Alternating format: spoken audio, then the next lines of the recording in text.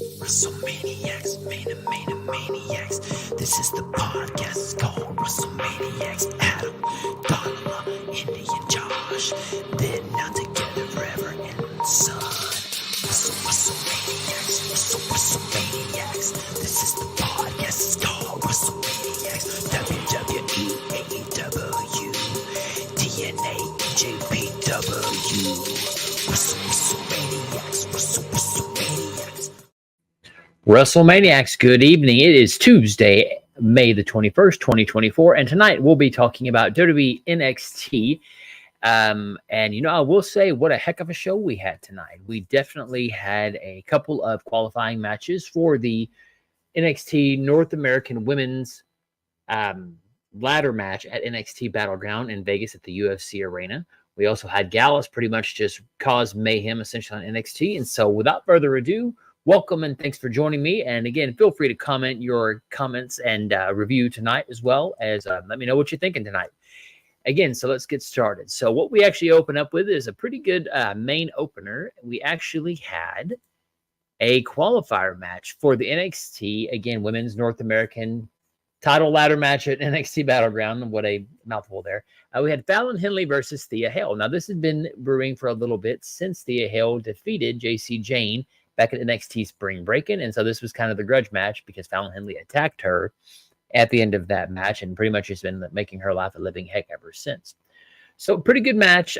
We actually have Fallon Henley get the win, but some interesting little pieces of information during this.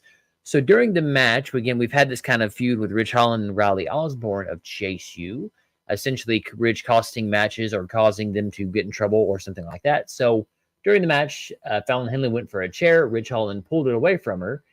When the referee turned around as he was busy taking care of something else, he saw Ridge Holland with the chair, basically threw all of Chase U out of the ringside, which then led to Fallon Henley getting the win here and advancing to that ladder match at NXT Battleground. So again, pretty good match. I expected a little bit more, but I think the main story here is, again, Fallon Henley's rise as well as the tension with Ridge Holland and Riley Osborne from Chase U. So from there, we get a backstage segment with the new NXT Heritage Cup champion, or I guess you'd call him a champion, Tony D'Angelo walking, holding the cup, and essentially in tow with the D'Angelo family. And they run into Nathan Frazier and Axiom, our NXT Tag Team Champions. And this ends up setting up a match later on the night where the NXT Tag Team titles will be defended by Axiom and Nathan Frazier versus Crucifino and Stacks as well. So there'll be a title match tonight. So again, pretty nice surprise for a Tuesday night. We get a recap of last week of what happened when Gallus decided to attack pretty much everybody at the end of the show. And it actually is revealed that Ivar has been taken out due to injury, a real life injury, but for storyline purposes, they're using it as injury to take him out of the match. And Joe Coffey actually will take his place in the triple threat match tonight. Going back to Nick Jenkins, we want Thea Hale. Yeah, I definitely think she's on her way for sure. And again, we get to go into an interview with Gallus, actually talking about, look, they're going to take over NXT. They're back. They're basically going to cause mayhem and damage. And so pretty good. Gallus is starting to, really get, I think, to me, a fan in me. Again, I've seen them before. I remember them back when they were way, way, way back a part of the NXT UK tournament for the first NXT UK champion. And I really thought Wolfgang was a really kind of dark horse candidate. So I'm glad to see that he basically got a job because I thought he was a really cool character. The Coffee Boys, I wasn't surprised that they have stayed on this long, but that's great. So definitely I'm liking this new faction war that's coming in within NXT.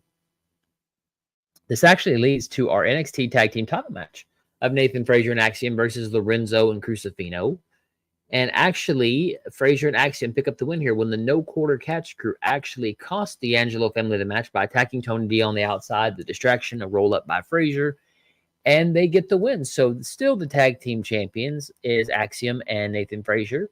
However, their celebration wouldn't last long as we would actually end up having the Good Brothers, the OC, attack them, pretty much stake their claim and that they want the NXT tag team championships for themselves. So again, could the OC be used better? Yes, of course. Definitely. I still think there needs to be involvement with AJ Styles, essentially, since AJ Styles isn't sure what he's going to do this upcoming Friday night. We're going to find out when he talks to Nick Aldis. So who knows? Maybe they'll make a reappearance. I hope so. We then get Mr. Stone, Robert Stone, speaking with Kalani and pretty much just kind of, smoozing her essentially, maybe making to be her manager, who knows. But our resident chaos troublemaker, Lexis King, interrupts, basically, talks trash to Mr. Stone essentially. And Ava Rain, our NXT general manager, actually comes in and pretty much sets a match for tonight. Mr. Stone obviously wants that spot, but she said, last time you were in the ring, it really wasn't, it didn't end very well. So we're going to have a surprise opponent for Mr. Lexis King tonight, and we'll find out later who that is. What we get then is a backstage segment with Ridge Holland basically arguing with Riley Osborne, who he's really mad, Riley Osborne, that they got kicked out, cost the hell of the match. And essentially they get in each other's face until Mr. Chase is like, look, you boys have been arguing for a couple of weeks. Let's just settle this now next week in the ring. And Duke Hudson goes to say something, and he pretty much just tells Duke, just save it. Just keep it quiet. So interesting. Is there a little mini feud brewing between Mr. Chase and Duke Hudson? Again, don't know, but it looks like Chase U, at least from the get-go, may seem like they may not be around too much longer. Bring back the black and gold brand NXT. Yeah, I mean, again, this is still kind of the new weird NXT, black and white with the NXT 2 colors. Let's see, Ram Jam as well. I was just thinking, do you think maybe AJ Styles turns babyface? He starts a program with Santos and reunite with the OC? I mean, at this point, besides LA Knight on SmackDown, who really can he feud with? I mean, again, could he show up on Raw? Could he show up in NXT? He's never been an NXT champion. Now, do I want this? No. I don't want the OC and AJ Styles demoted to NXT, but if you're going to promote NXT, if you're going to really make it a third brand, maybe he goes down with the OC boys. Who knows? He could. Trick Williams versus AJ Styles would definitely put over Trick Williams. Now, if they ever had a match, I think he would defeat him soundly, and then we'd have a build-up of Trick going back for the title and chasing it. But good thought, Ram Jam and Nick. You never can tell what's going to happen in WWE for sure. We then get to our semi-main event, I would really call it, the Triple Threat #1 Contenders match for the NXT North American title shot at NXT Battleground. Obafemi comes out basically watching in the wings. We got Joe Coffey versus Wesley versus Josh Briggs. This match was pretty good. Again, another triple threat for the NXT North American title. Again, it's strange that they keep kind of inserting it, but look, if Gallus is going to be a force to reckon with, I definitely don't mind it. We actually get a rare double pin here. So the co-winners of this match is Wesley and Joe Coffey when they both pin Josh Briggs.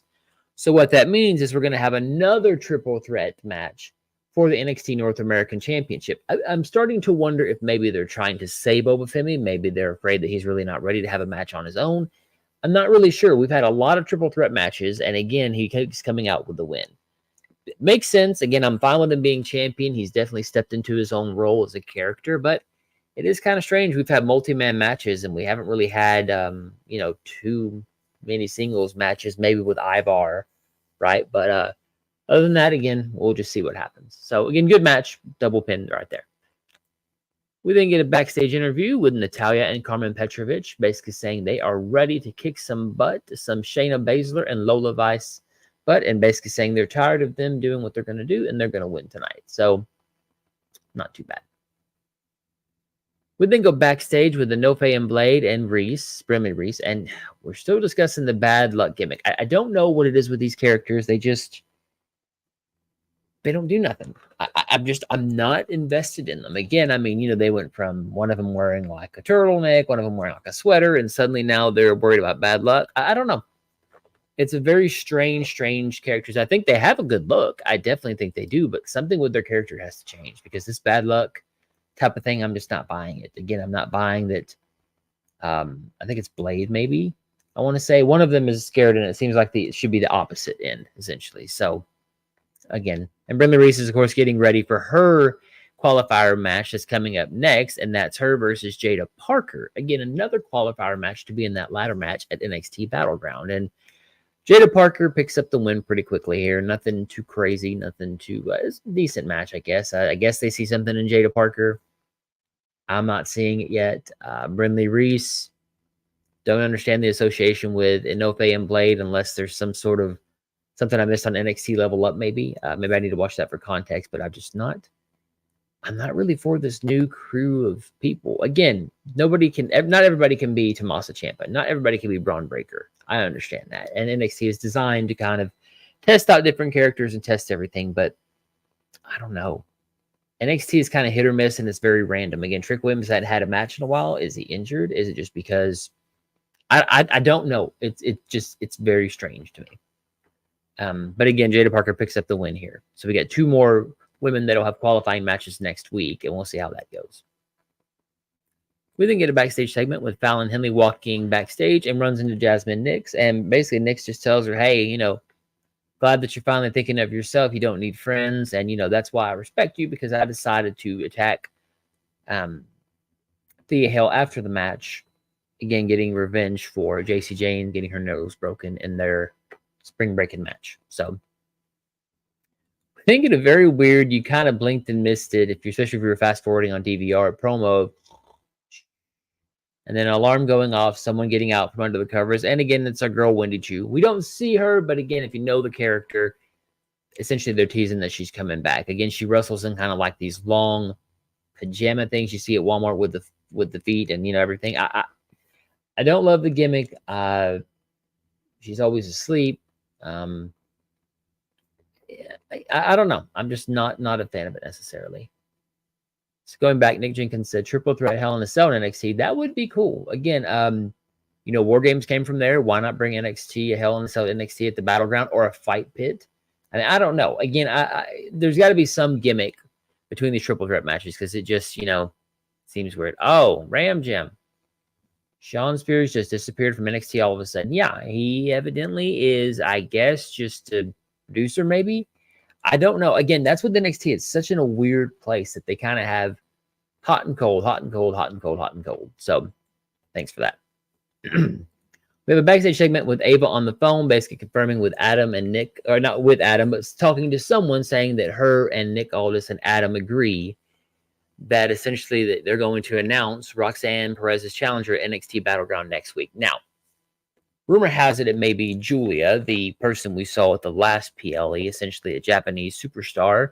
But she's actually wrestling right now while under WWE contract for Marigold, which is a new Japanese promotion from, I believe, the owner of Stardom, I believe. Again, I'm not too familiar, but the idea is eventually she's going to show up in that promotion and work with Magnolia and actually show up as NXT Women's Champion. That's the rumor. So again, could it be Julia? That'd be a shock. I don't think anybody knows who she is, so it'd be really weird.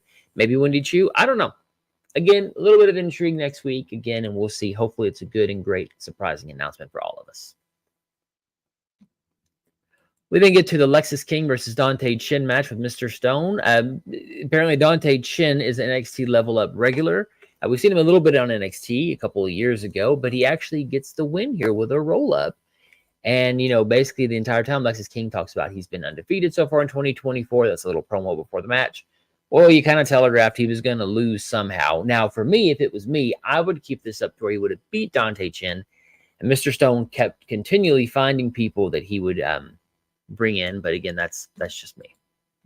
Let's see. Nick also said falls count anywheres with a 2 out of 3 falls to make it at least look like NXT is trying to make something out of the band. I'm guessing you're saying bad storytelling. I'm guessing is what you're really meaning there. But again, Dante Chen with the win.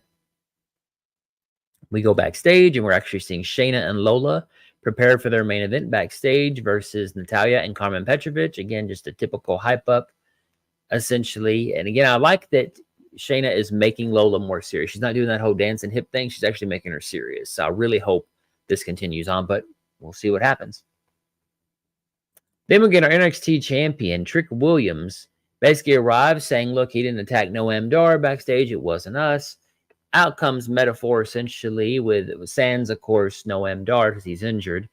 And basically says, look, we know you did it. You're the one. You're sneaky, such like that. And basically, Lash Legend said, no, it's not him. It's not him. He wasn't the one that did it. How do you know? So there is, again, that tease about them having a relationship.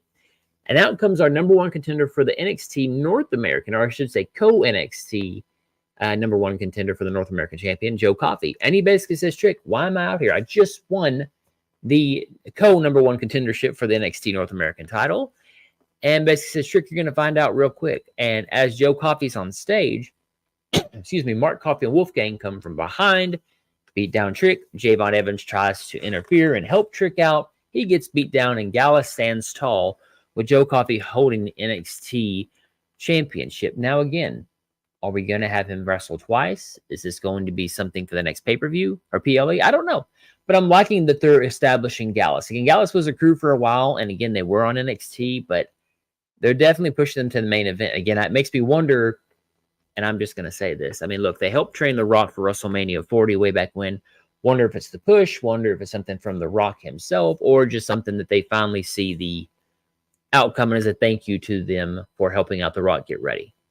So, again, we'll see as the weeks go on. Next, we get Mr. Stone and Dante Chen backstage. Basically, Ava says, you know, good job out there. Dante says, thanking Ava for the opportunity. And actually, she says, no, it's actually Mr. Stone who recommended you. And as Dante Chen walks off, Mr. Stone and Ava kind of look at each other. And Ava's like, you made a star out there tonight. And he's like, yeah. Yeah. So, I mean, I wonder if it's going to be Mr. Stone bringing in new talent as maybe a gimmick, maybe a faction, who knows? But I definitely don't imagine this is the last time Mr. Stone's going to bring somebody in. Now, some of you may care about this. Some of you may not care about this. Some of you may not know who the heck this person is. Sexy Red. Again, if you know who this is, let me know. Because, again, I'll be honest with you, I'm not up to date on, like, musicians, rap, anything like that. But apparently it's a big deal that Sexy Red, who has a new album that In Sexy We Trust that drops, I guess, next week. She's going to be appearing next week on NXT. So, some sort of outside celebrity showing up. Again, maybe it's a big deal. Again, honestly, I don't follow that sort of genre of music necessarily. But again, kudos for WWE being able to pick up a outsider and bring her in, essentially. Even tweeted out herself that she wants to RKO somebody. So, you know what? Relevancy, again, is something that WWE needs. Superstars are always a part, and so are celebrities. So, hey, I can't complain. NXT is getting a little bit of love there with a kind of, you know, maybe college-level rapper. But again, it's pretty cool, to say the least. And let's see, we got a comment here. Ram Jim, I have no idea who Sexy Red is. I'm more of an old school 90s rap and 90s music. Yeah, me too. I mean, again, I'm all about Biggie, about Tupac, one where they told stories. Again, I'm not the biggest fan of rap today, admittedly, but I guess it's good for them. I mean, you know, hey, it is what it is. So, I don't know. I mean, again, good for WWE and kudos for them to be able to get somebody. And if anybody else knows who Sexy Red is, please inform me and Ram Jam because I have no idea. So, we then get to our main event. Shayna Baszler and Lola Vice versus Natalya and Carmen Petrovic. Now, this match, I honestly expected more. It ended when Lola Vice tried to put a sharpshooter on Natalya. Natalya reverses. And we have Lola Vice actually, you know, not really her necessarily losing to a submission. But we actually have Shayna and Lola lose. Now,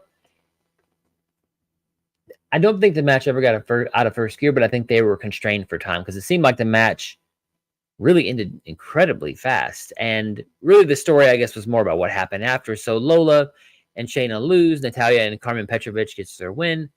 But as Shayna looks angry and actually lifts up Lola. So I'm thinking Shayna's going to attack Lola.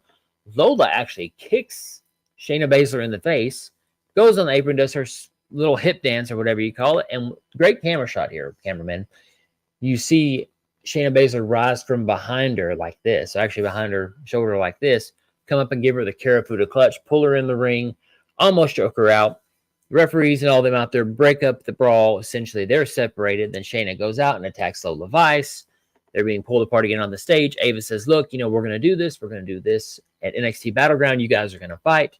You're going to fight each other at NXT Battleground. So now we have a new match, Lola versus Shayna at NXT Battleground. But there's a little caveat. We're going to have, and Shayna demands this, to be an NXT Underground match. Again, playing into the UFC arena, playing into the kind of Ultimate Fight thing. You know, do I think it's going to be a good match? Before I say that, let's see. Sexy Red is a newcomer in rap or pop. I don't know much more about her. Maybe NXT will get views. Yeah, that's probably why they did it. Back to the NXT Underground match. These NXT Underground, I don't know, guys. It just is not clicking for me. To me, especially with Ken Shamrock rumored to actually be at the Hall of Fame this year, bring back the Lions Den match. I know the Fight Pit match is the same thing, but I would feel that NXT Underground versus Fight Pit, to me, the Fight Pit should be a thing. Now, granted, they already had a Fight Pit on the main roster. It is what it is. But look, you got the UFC cage there. I'm probably going to regret saying this. Not that I want to see a fake UFC fight. Okay. Let me make sure that's clear. but I would like to see them return the idea of the Lions Den. The Lions Den match, if you aren't aware, back in 1990, I believe it was 1998. Correct me if I'm wrong. I believe it was 98 or 99. It was a match of Ken Shamrock versus Owen Hart, and essentially it looked like a UFC cage, really, with a mixture of a fight pit. So you have this. It literally is the fight pit. It truly is the fight pit in a circular thing. So fight pit is technically the advancement or the evolving of the Lions Den from back in 99. But I don't know, guys. This NXT Underground, I just can't buy it. People just sitting there hitting around and they're going to the outside. They're attacking each other into tables. I don't know. Again, will it work for them? Yeah. But am I expecting a 5-star match or 4 or 3? No. I think it's just going to be clunky. So, look, if you're going to do this, make an NXT Brawl for All. Make them fight for real. I mean, again, it's a terrible idea. But if you're going to do this, you might as well at this point. So, again, enough of my complaining about NXT. I just think this NXT Underground match, I'd rather it had been a submission match, Falls Count Anywhere, Last Woman Standing, something like that. So, most importantly, I want to hear about your thoughts on tonight's show. Did you like it? Did you hate it? Show overall, I'd give it probably a 6. I really wasn't impressed with the show tonight. Really didn't care. The main event I wanted to care about, and I was excited for it, but it was over before it really even began. The triple threat match was decent enough with the double pin, so that's a little bit of a wrinkle, I guess. But again, why are they making triple threat matches and multi-man matches for Obafemi? Are they trying to hide him? Is there something going on there? Let's see what you guys have to say. Ram Jam, yeah. Use Lions Den or Fight Pit match. Yes, I definitely agree. Nick says it's not something WWE should do, but if they do make it, at least look good. Yeah. Ram Jam, for me, it's a hit or miss. Yeah, I agree. Again, NXT was not firing on all cylinders tonight. We had a tag team title match that was nice, but again, very just kind of like, oh, that's all it takes is just a challenge. Great. I want to see more Gallus. You know what? I very rarely buy any groups t-shirts. I just have never been a t-shirt guy, but Gallus, I'm liking them so much. I'm going to support them. I'll probably have a t-shirt. I'll actually get a t-shirt of theirs because I do like the premise. I do like the Coffee Boys as well as Wolfgang. So I don't know. NXT was all right tonight. Did it make me excited for Battleground? No, not necessarily. But, to each their own. And again, I would just say that tonight was, again, I think you said it best, hit or miss. So remember NXT being a show to see who will be the next big thing in WWE? I still think it is. I still think you see the stars of tomorrow. We look at Braun Breaker, right? We look at, New Catch Republic was on there for a while. So it has the merit. It still is the developmental territory. Don't get me wrong. But I'm just not feeling some of the characters out of the mud. I don't understand who they are. I don't get it. I don't understand. I'm trying to understand. Inoue and Blade, again, they're just kind of still there, kind of enhancement. I don't get it. Dante Chin, same way. I wasn't fearful for Lexus King at all. I thought, okay, he's going to win. Now it surprised me that he lost. But, Eddie Thorpe, I guess he's injured. It don't feel the same. I mean, and again, I'm not saying it's bad as NXT 2.0 because that was pretty terrible on some moments, especially with, some of the other characters. But I have hope because WWE somehow or another will fix it. Somebody somewhere will fix it and make a superstar out of it. Lola Vice is definitely going to be a star. Don't get me wrong. But anyways, as we continue on, thanks for joining me tonight. I will see you guys Friday night for SmackDown review. And also, this month's going to be a little bit different. I'll be, of course, reviewing the WWE King and Queen of the Ring pay-per-view, as well as AEW Double or Nothing. They really got me intrigued with their AEW Dynasty that I reviewed last month. And you know what? Maybe they'll get me again. I know that there's going to be some pretty interesting matchups over at AEW Double or Nothing in Vegas. So maybe they'll get me to watch a Collision. Maybe they'll get me to watch Dynamite. Who knows? But either way, for me, you can follow us at WrestleM Podcast on Twitter. Look for us for WrestleManiacs Podcast under the A Plus Hero Report banner on YouTube. Make sure to follow our girl Dotala_ as well at Rangers of Wrestling on YouTube. And I got one more comment here. Let me check this before I go. You're doing both shows this weekend. Is it this weekend? I thought it was the weekend. Yes, this weekend. I'm sorry. Dotala, yeah, you are right. Yes, not next weekend. This weekend. Goodness, it snuck up on me. Yes. I'll be doing King and Queen of the Ring PLE as well as Double or Nothing this weekend. Again, thank you, Dotala, for saving my butt on that one. Yes, so this weekend it's going to be a busy week. So for everybody here at WrestleManiacs Podcast, for Dotala at Rangers of Wrestling, I want to thank you guys, and I will see you guys Friday night SmackDown, as well as King and King of the Ring, as well as Double or Nothing, and everything in between. So thanks so much. Have a good night. Have a good day wherever you are, and make sure to like and subscribe. Thanks so much.